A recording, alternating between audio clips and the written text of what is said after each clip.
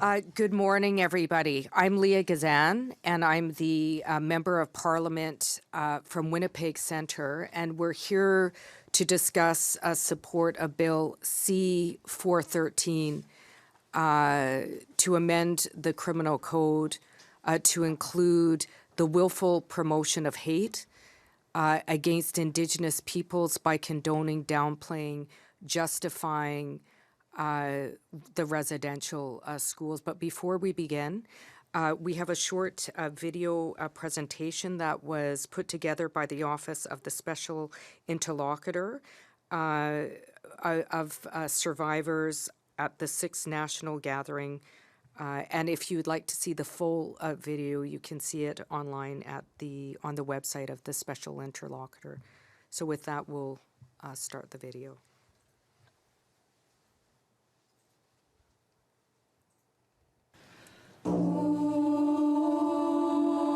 The children have been taken from us, and we want them back to make the world safe for the children we now have and the ones that are coming.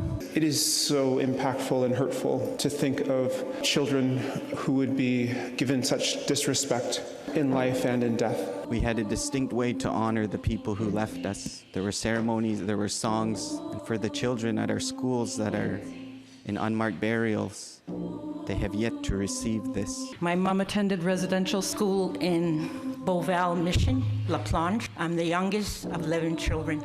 The 2 oldest babies passed away. In her dying bed, my mother said, "Please look for him." It's time for Canada as a whole to see this uncomfortable truth for what it is.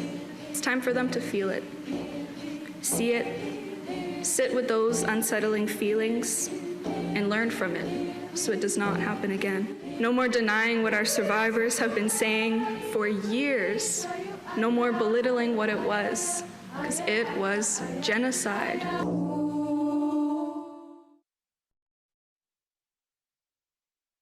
Very much. And there is a number if you need assistance on the screen, if you need to call anybody. As I know that this is a very difficult topic and very triggering for many individuals. It's my honor to be joined today by Special Interlocutor Kimberly Murray, survivors Donna DeBasque from the Wemicon Nation, Barb LaValle from Cowsis, in Saskatchewan, and Doug George from Akasasani, just next to Ottawa, on unceded Algonquin territory. I want to thank the survivors today. This is about them. This is about lifting up the voices of survivors, families, and communities to ensure that they are protected from violence, further incitement of hate crimes after enduring what happened in residential schools. Survivors, families, and communities have a right to be safe from violence, safe from hate, and that's exactly what Bill C-413 to amend the Criminal Code 319 to add to the Criminal Code, in addition to Holocaust denial, the willful promotion of hate against Indigenous people by condoning, downplaying, justifying the residential schools. With that, it's my very great honor to invite to the stage Special Interlocutor Kimberly Murray to talk a little bit about her support for Bill C-14 and to encourage the government. We now have a report. The report has echoed what is outlined in Bill C-413 to do justice, to meet their obligations to survivors and make sure that this becomes law. And without further ado, I'd like to invite to the stage Special Interlocutor Kimberly Murray. Sego, Seguego, Kimberly Murray, Yungatskanyaga, Ni Negana Sitage. In my final report that I released earlier this week, I noted that despite the well-documented reality that thousands of Indigenous children died at Indian residential schools, and that many children are buried in unmarked and mass graves, some Canadians have mounted a concerted effort to attack the truths of survivors, Indigenous families, and communities. And they are inciting hate towards them by claiming that there are no missing and disappeared children and no unmarked or mass graves in this country.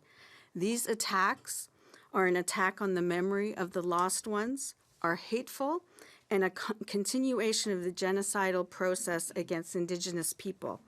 Denial of the truth about the harms of Indian residential schools has a profound impact on survivors, their families, and communities. To be heard and believed and to have the truth be visible and acknowledged is a fundamental right and a prerequisite to healing.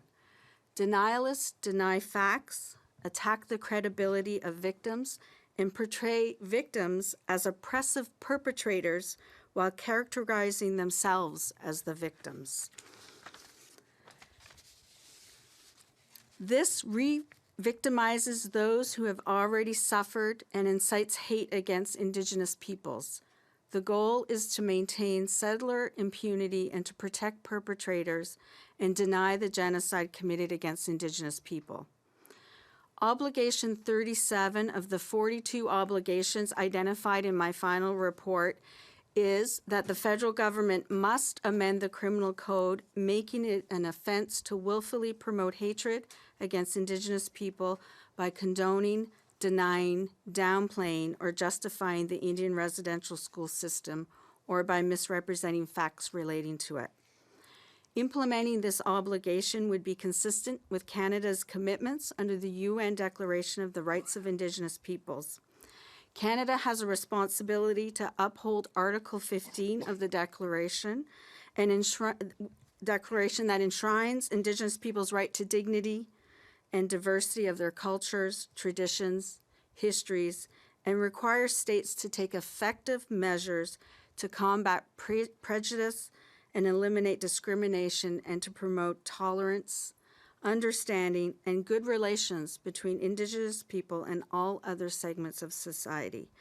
I'm here today to support Bill C-413 and urge the government to pass the bill to put a stop to the hatred against survivors, their families, and communities, and to protect and honor the memory of the victims and the survivors of Indian residential schools, and to send a message that Canada is committed to upholding human rights and rejects the spread of hatred in this country. Thank you. Thank you so much, Special Interlocutor Kimberly Murray, for your support, your hard work. Over the last 2 years, it was hard work, and I commend you for your work, and thank you for supporting the bill. I now would like to call up survivor Donna DeBasque from the Wickwemicon First Nation to share her thoughts about the bill and her voice and words. Donna? Miigwech. Pusho, bevde kwedang eninde gon shabe kwendao gi gondo demawe. Pshikegi ninen genot magna. Mikam kongini benja jimne domnesing. Carbonishin kadegin yo de abjikobnigo. So at this time I've introduced myself as my English name is Donna DeBasque. I'm a residential school student former student from the Spanish Indian Residential School for Girls, where I attended for 5 years. My number was 2.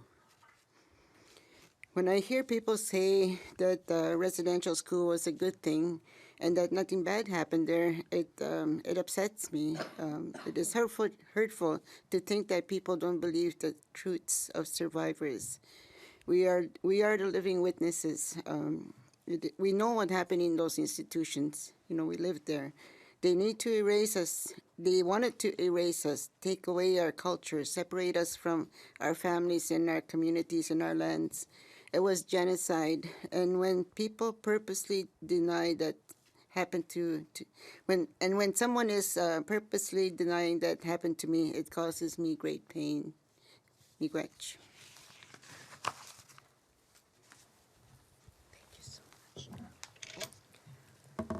I'd now like to call to the stage Barb Lavalley from Cowsas First Nation in Saskatchewan. And I just want to thank you, Donna, for your courage and for sharing with us today. Thank you. If you need water, there's water there. Thank you. I'm Barbara Valley. I am from Cowsas First Nation and have been a part of the Piapod community for 40 years. I did attend Qu'Appelle Indian Residential School. My career is with the research, the scientific analysis of the unmarked burials and in search of the truth. When it's denied by Canada or its citizens that these burials are not real, we're using Western science to factualize that so that we could never experience the trauma of denialism. We're here as the voice of our ancestors. I'm a third generational IRS survivor, and we're their voice. We're the voice of our ancestors in search of the truth for them. For those that didn't make it home, we'll find you. We help them, the families, the ones that did come through. They seen what happened, and we'll always be there for their support. Canada needs to end the denialism. Thank you. Thank you so much, Donna, for your voice and your words. We've heard from two survivors the impact, the violence that continues to be perpetuated against survivors, and this must end. The report has come out, and this must end. With that, I'd like to invite Doug George from Akwesasne to come up and say a few words. Thank you, Doug. And there's water here, Doug, if you want. All right. Okay. My name is Doug George, Mohawk named Ganadio from the Mohawk community of Akwesasne, and my number at the Mohawk Institute, perhaps the worst of all residential schools in Canada, is 482-738. That was part of the dehumanization process that we were subjected to from the first time we entered the doors of that institute.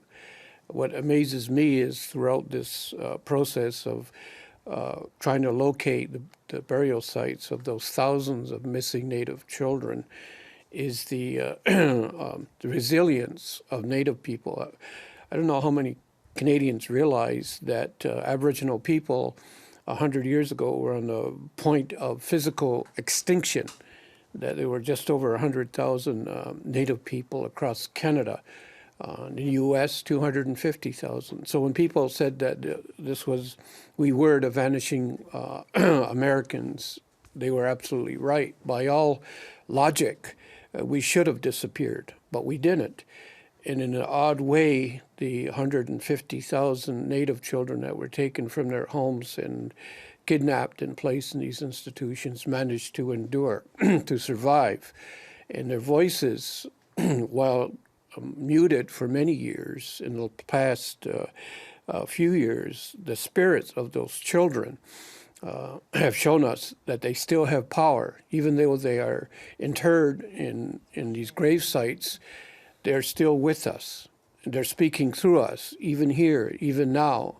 And when I returned back to the Mohawk Institute after being away for many, many years, we told the children that it was our responsibility to give them voice, to locate them, and to repatriate them back to the embrace of Mother Earth in their respective communities. And that's the enormous task before us. We've seen how Canadians have reacted to the finding of those 200-plus burial sites in British Columbia. Now you can imagine the wave of emotion that's about to overwhelm Canada when these other sites are found, including the Mohawk Institute. So we anticipate, based upon our primary research, that there's going to be hundreds of children that will be found just from my community alone. But that's the extent to which we've been actively and physically oppressed. And that's, again, how close we came to actual physical extinction. And we don't need denialism. What we do need is to embrace this part of our collective heritage for everyone that was born in this country, to acknowledge that and to engage in active activities that will bring peace and resolution to the children.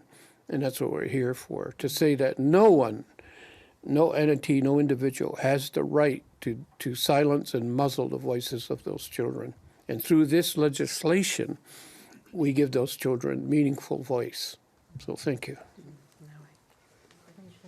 So thank you so much, Doug, for sharing. This is about the truth. This is about building a better country for everybody. And we cannot reconcile in this country if there's still a denial of the truth.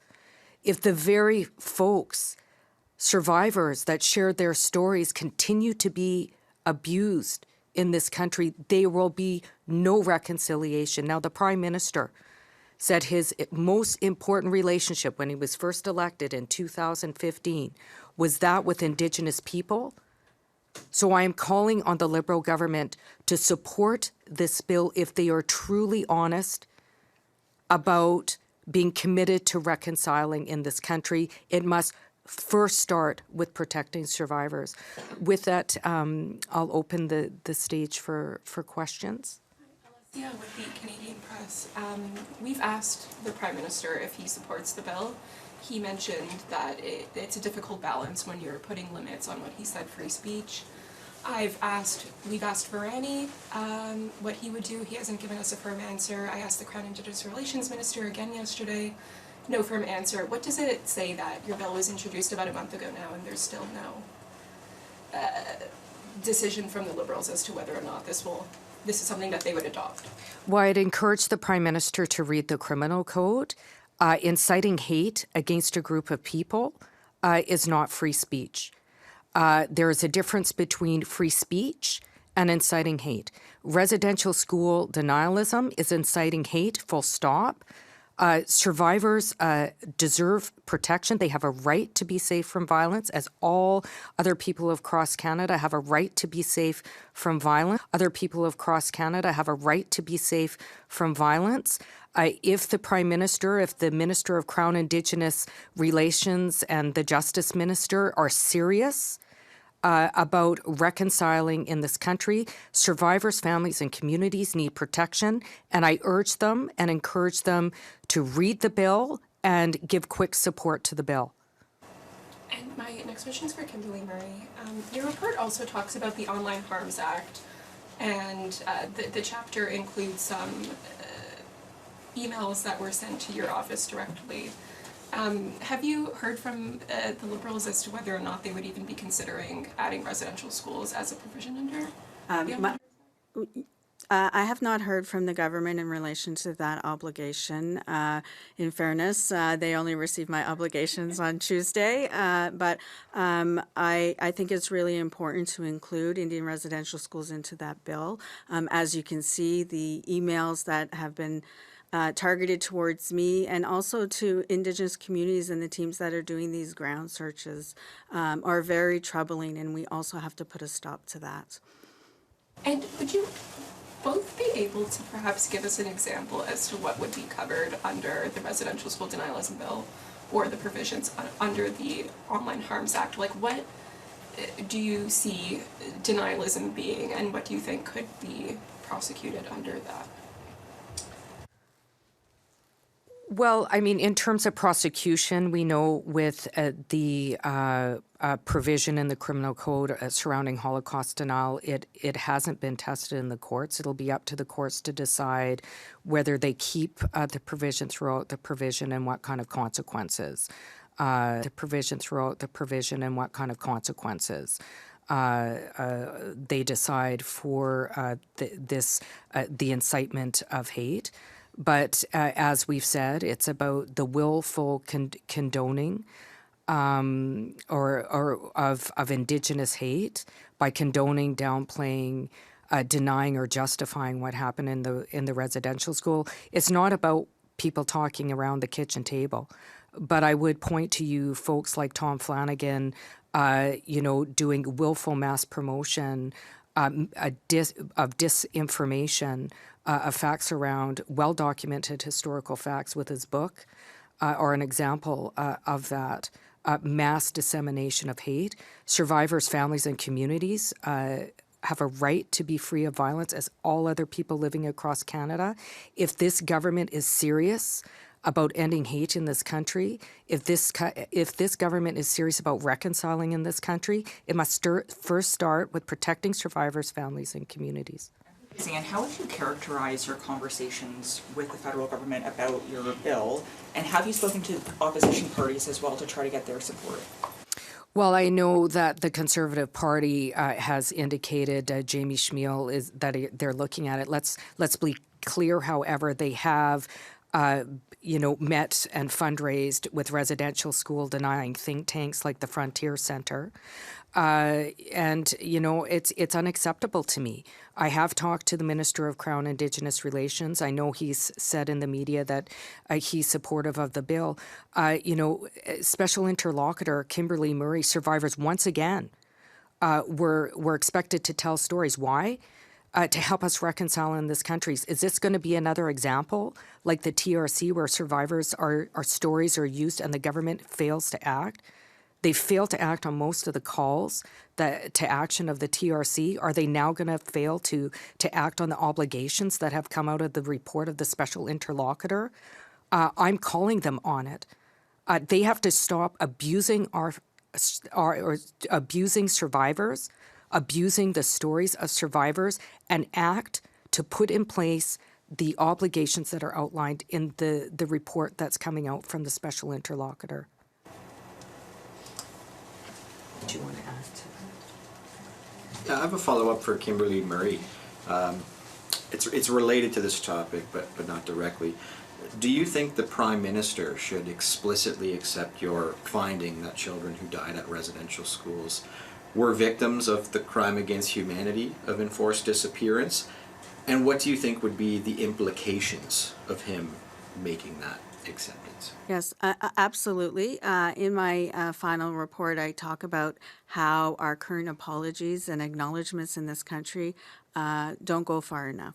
They don't acknowledge and accept the complete harms and the crimes against humanity that were committed against Indigenous children in Indian residential schools.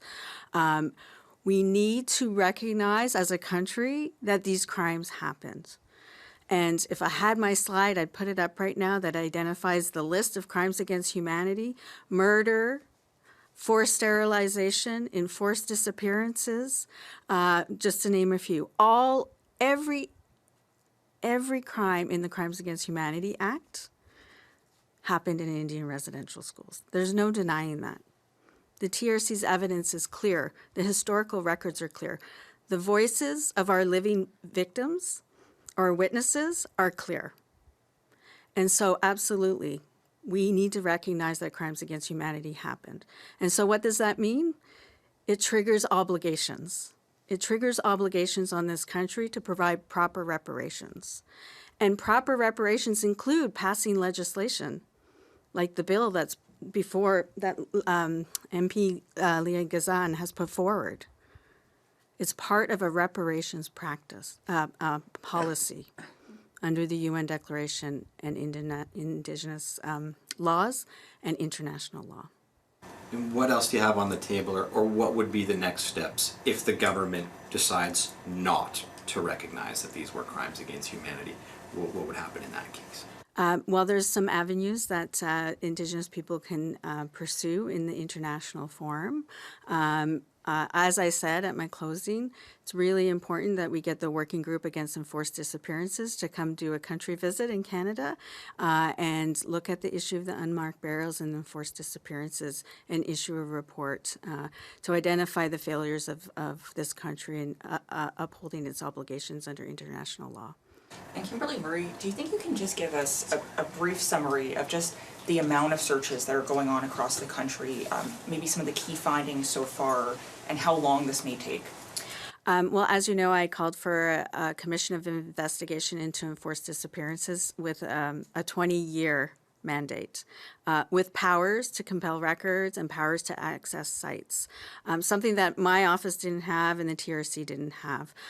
There are over, the last I looked at the funding that was provided to me from the list of communities funded, there were over 160 communities that were being funded. And as I've said to the government, we can't continue to treat the search for disappeared children as a government program. This is an obligation that the state has as part of the reparation process. It will take years, and we have experts on the stage that have done the searches and are doing the searches at the residential schools that they were taken to. And it's a very long process. Getting into the archives, doing the ground searches, analyzing the data, and consulting with survivors and other communities that had their children taken to those institutions. But the 20-year mandate that I've identified is because we know it's more than the Indian residential schools. It's all these other institutions where children were taken. Indian hospitals, mental health asylums, TB sanatorium. And I believe that a commission of investigation into forced disappearances of Indigenous children at these institutions need to be investigated as well by that commission. We will now take a question on Zoom. Nous allons maintenant prendre une question sur Zoom. Hélène, la parole est à vous. Yes, my question is for MP Gazan. Yes, I'd like to know what you would say to those who say there is a risk with your bill of criminalizing speech. Examples, with this bill, would saying that many of these kids die of Spanish flu be considered criminal downplaying? Would saying that education was made compulsory for all other Canadian kids at the time be considered criminal justification? What do you say to that? Well, let me be really clear. The historical record is clear. The purpose of residential schools was to kill the Indian in the child. No school should have grave sites around it. I don't know any public schools across the country that have grave sites around it. So let me be clear about that. And again, I go back. There's a difference between inciting hate and free speech. Hate speech is not free speech. This is clearly outlined in the criminal code. The incitement of hate against Indigenous people, especially survivors, whose stories have gifted us with stories in an attempt to rebuild a country of human rights and justice, deserve to be free of violence. Families, communities, survivors have a right to be free from violence, as all other people living across Canada, and that is exactly what the bill is designed to do. Yeah, but you're not exactly answering my question. I get back to the Spanish flu numbers. The Truth and Reconciliation has an entire chapter about graves and mentions some data about Spanish flu. So I'm just, again, asking, would bringing up that fact be now considered criminal downplaying with your bill? Let me be clear, as I've said before, that's up to the courts to decide, courts and judges to decide. This provision has not been tested in the courts. Courts can decide whether they're going to uphold the provision, throw the provision out, and what kind of consequences and what they determine to be denialism. Let me be clear, however, we have survivors, a living historical record, who are being denied about what they have seen with their very own eyes. I can't think of anything more violent than to deny the story of somebody's genocide. And there's a clear intent. There's a clear intent to perpetuate the privilege and the power of the state that has been born on the genocide of Indigenous peoples in this country. This needs to stop. The incitement of hate against Indigenous peoples needs to stop. And this government, if it's serious about reconciling with Indigenous peoples, needs to ensure that at the very least, survivors and intergenerational survivors who have endured the most unimaginable violence and genocide are free of violence in Canada. Survivors.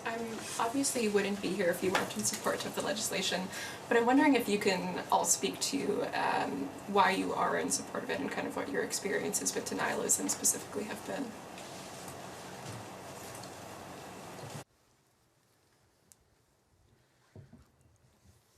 As research for several IRS sites, the denialism, we were told face to face, don't drag these good priests, these good men through this. Don't drag don't dirty their names. There were emails, phone calls, and inquiries, even from the Indigenous community, the staunch Catholicism that's out there.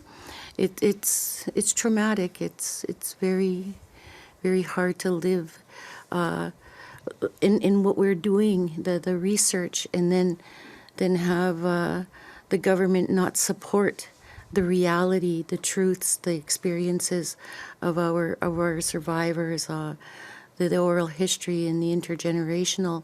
We need to support their truths.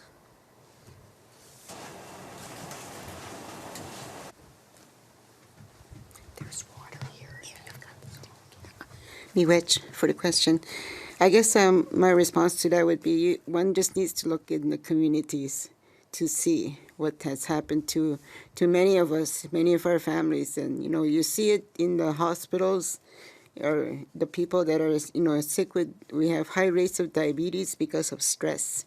We have, our people fill up our courtrooms because, they're having a hard time coping. So many instances where people have, we can see obviously the impacts to our next generation, second third generation even today, that we haven't healed, and we need to do the healing, and we need to do people need to accept our stories, and that'll give us, I'm not sure what the word would be, but to confirm that and validate what happened to us, and that this is absolutely, a detriment to how our communities are surviving these days. Miigwech.